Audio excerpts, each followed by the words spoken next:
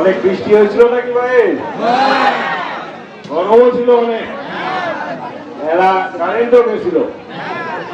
আল্লাহ কি রহমত দেখে, বৃষ্টিও হইল, রোদও হইল, ঝড় হইল, কারেন্টও গেল, এরা সবই দেয়, সবই ফিরে আসতো। আলহামদুলিল্লাহ, এটাই বিএনপির শক্তি। ইনশাআল্লাহ আগামী নির্বাচনে বিএনপি এটাই দেখাবে। আমরা অভিনন্দন জানাই আপনাদের, আমরা শুভেচ্ছা জানাই আপনাদের বিএনপির সকল নেতা কর্মী এবং আপাতত জনসাধারণকে বিএনপির 47তম এই জন্মবার্ষিকী। বিএনপির এই জন্ম হয়েছিল শহীদ রাষ্ট্রপতি জিয়াউর রহমানের মাধ্যমে। আমরা শ্রদ্ধা জ্ঞাপন করি, আমরা ওনার রুহের মাগফিরাত কামনা করি। আজকে শহীদ রাষ্ট্রপতি জিয়াউর রহমানের জন্ম না হলে হয়তোবা এই দেশ স্বাধীন হতো না, হয়তোবা এই দেশের স্বাধীনতা ঘোষণা করার মতো কেউ থাকতো না। আজকে শহীদ রাষ্ট্রপতি জিয়াউর রহমানের জন্ম হয়েছে বলে বহু দলীয় গণতন্ত্র এদেশে প্রতিষ্ঠিত হয়েছে। সেই ফ্যাসিস্ট আওয়ামী লীগ 1975 সালে গণতন্ত্রকে হত্যা করে এক দলীয় শাসন কায়েম করেছিল। শহীদ রাষ্ট্রপতি জিয়াউর রহমানের মাধ্যমেই বহু দলীয় গণতন্ত্র চালু হয়। এদেশে সকল পত্র পত্রিকা বন্ধ হয়ে গিয়েছিল, মাত্র 4টা সরকারি পত্রিকা ছিল। শহীদ রাষ্ট্রপতি জিয়াউর রহমানের মাধ্যমে সকল পত্র পত্রিকাকে উন্মুক্ত করে দেওয়া হয়। আজকে এত টিভি চ্যানেল, এত ভিডিও চ্যানেল, এত পত্রিকা আমরা দেখি, সবকিছুর পিছনে অবদান শহীদ রাষ্ট্রপতি জিয়াউর রহমান। তাকে অসামান্য করে দেখলে চলবে না, তাকে অপমান যত করার চেষ্টা করেছে এদেশে আওয়ামী লীগ এবং ফ্যাসিস্ট সরকার, বারবার বিএনপি তার চেয়ে বেশি শক্তিশালী হয়ে ফিরেছে। বিএনপির নেত্রী বেগম খালেদা জিয়াকে 6 বছর বিনা কারণে মিথ্যা মামলার মাধ্যমে কারাগারে আটকে রেখেছিল। বিষ প্রয়োগ করে তাকে হত্যা করতে চেয়েছিল, কিন্তু রাখে আল্লাহ, মারে কে? আল্লাহ ওনাকে ইজ্জত দিয়েছেন। আর সৃষ্টিকর্তা ওই শেখ হাসিনাকে যারা হত্যা করতে চেয়েছিল, বেগম খালেদা জিয়াকে যারা বিষ প্রয়োগ করেছিল, যারা এই লক্ষ লক্ষ নেতাকর্মী, আমাদের নেতাকর্মীদের নামে মামলা দিয়েছে, অত্যাচার করেছে, গুম করেছে, আজকে তারা এই দেশ থেকে বিদায়। এত কুশাসন আমরা দেখিনি। পৃথিবীর বুকে একজন মহিলা এত অপশাসন করতে পারে, নির্বিঘ্নে মানুষকে হত্যা করতে পারে, গুম করতে পারে, শুধু মতের বিরোধের জন্য। আমরা ধিক্কার জানাই সেই জাতীয় রাজনীতিকে। আলহামদুলিল্লাহ আমাদের দেশ থেকে সেই কুশাসন দূর হয়েছে, এই ফ্যাসিস্ট দূর হয়েছে, এই বিএনপির এই লক্ষ লক্ষ নেতাকর্মীদের জন্য। আজকে যদি বিএনপি না থাকতো তাহলে এদেশ কম্বোডিয়ায় পরিণত হতো, তাহলে এদেশ নর্থ কোরিয়ার মতো পরিণত হতো। এক দলীয় শাসন, যে এক দলীয় শাসন 1975 সালে তারা শুরু করেছিল, সেই এক দলীয় শাসন 2024 সালের 5ই আগস্ট না হলে এই এক দলীয় শাসনের মধ্যে আমাদেরকে হয়তোবা জীবন অতিবাহিত করতে হতো। সুতরাং এদেশে বিএনপির কে ছোট করে দেখার কোনো উপায় নাই, বিএনপির শক্তিকে ছোট করে দেখার মতো। সারা দেশে মাত্র 2টি বড় দল ছিল, এক আওয়ামী লীগ আর এক বিএনপি। আজকে আওয়ামী লীগের অস্তিত্ববিহীন। আওয়ামী লীগ ভোটের ব্যালটে আওয়ামী লীগের নৌকা সিম্বল আজকে নিশ্চিত, আজকে নৌকা প্রতীকও না। তাহলে থাকলো কি দেশে? থাকলো একমাত্র বড় দল কোনটা? আওয়ামী লীগ থাকলেও আজকে নির্বাচন হলে বিএনপি নিঃসন্দেহে নির্বাচিত হতো। এখন তো আওয়ামী লীগ নাই, আর আছে কোন দল? আছে ছোট ছোট 2-3টা দল।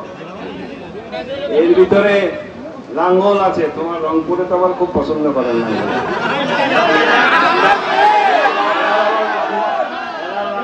আছে নাকি তোমার?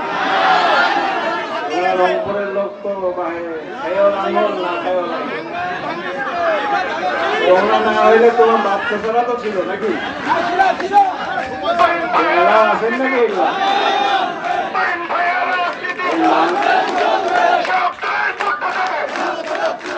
লাঙ্গল তো এখন ভেঙে টুকরা টুকরা হয়ে গেছে। তাদের দলের দেখছেন কি অবস্থা, যে বেশিরভাগ নেতৃত্ব আজকে হাইজ্যাক করে নিয়ে গেছে দলটাকে। আর এরশাদ সাহেবের ভাই জিএম কাদের সাহেব একাই দুই একজন, পাটোয়ারি সাহেব আর কয়েকজন নিয়ে আছেন। তাও আর আছে আমাদের জামাতে ইসলামী। এই জামাতে ইসলামী এই সরকারের খুব আপন, বুঝছেন? এই সরকারের খুব আপন ইসলামিক দলগুলো। সরকারের তো কোনো শক্তি নাই। সরকারের শক্তি হলো ওই 20 জন লোক যারা উপদেষ্টা হিসেবে আছে। তো তারা ইসলামিক দলগুলোকে কাছে তারা মনে করেছিল গল্প একটা শক্তি তৈরি করবে।